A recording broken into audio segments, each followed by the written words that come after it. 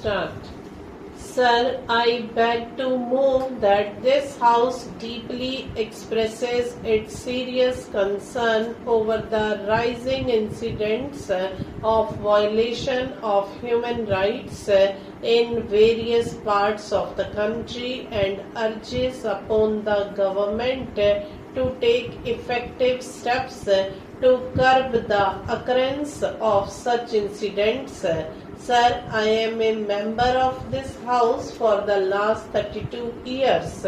I have never seen this House ever had a structured debate on a very important subject pertaining to millions and millions of people of our country.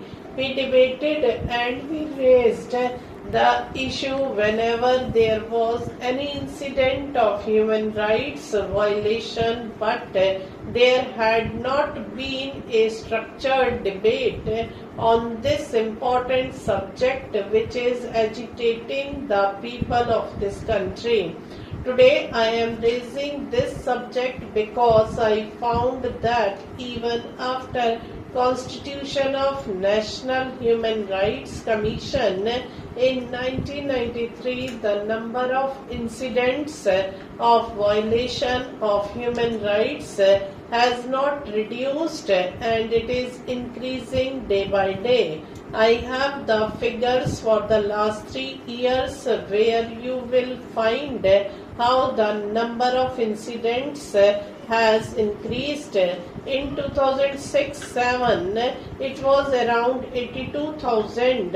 Next year, it increased to approximately 1 lakh, and then it came down slightly to 90,000.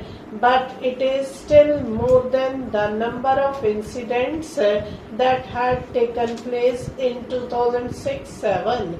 You will be surprised to know that in 1 year the incidents of custodial death have increased to more than 1,000, and so also the cases of murder. Sir, the right to life is a human right and a fundamental right. The right to have a decent living is a fundamental right. But what is the situation today in our country? Sir, a substantial percentage of the population do not have decent living.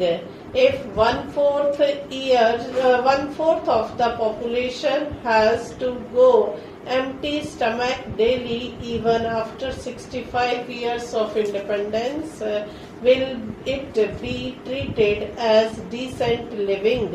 This is the situation today prevailing in our country. If a substantial percentage of women are suffering from malnutrition, is it a decent living? The Prime Minister had called it a national shame. Lakhs and lakhs of people are living in slums without any amenities, without any facilities, in unhygienic condition. The human rights are being blatantly violated. The tribals are uprooted and displaced from their land.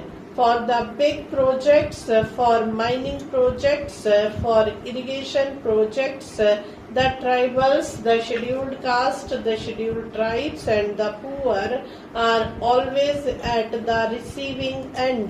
Will it not be treated as violation of human rights? It is violation of human rights. Kashmiri Pandits were displaced.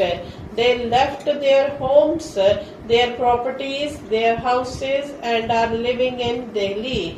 But the government could not do anything in this regard. In Jammu and Kashmir and Manipur, the Armed Forces Special Powers Act still continues. There is a commission in regard to Manipur. That committee recommended for withdrawal of Armed Forces Special Powers Act from the entire state, but it has not been implemented till today. There are a large number of violations of human rights in the state of Manipur. We know as to how the young women were raped. All these human rights violations are happening on a regular basis. Sir, you will be surprised to know that a social activist was arrested and put behind the bars. He was languishing in jail for 1 year, and only after the order of the Honorable Supreme Court he was released. I would like to know whether any action has been taken against those who have arrested him. Why a man would suffer because of the motivated action of the administration of the government. Sir, I refer to some places when I spoke on adjournment motion on Assam because I had been to those places recently. I saw with my own eyes the plight of the people who are suffering there. I would refer to a relief camp where around 6,000 victims of 15 villages were staying. Women were giving birth to their children in the relief camp without any sanitation, without any hygienic conditions, without proper food and without proper clothing. These are the glaring examples as to how the human rights violations are taking place in our country, and the administration and the government are silent spectators. Then, sir, there was a serious incident in Chhattisgarh in which 20 tribals were killed in a cold-blooded manner. I would like to know whether any action could be taken against a person or persons who were responsible for killing of 20 Adivasis, including women and children, for violation of human rights. When fake encounters took place in any place in Delhi or some other place in the country, whether any proper inquiry has been done. When it was proved that it was a fake encounter, whether any action has been taken against the culprits. When there was a bomb blast at Hyderabad or Melegaon, the Muslim youths were arrested and put behind the bars. They had to languish inside the jail for a few months.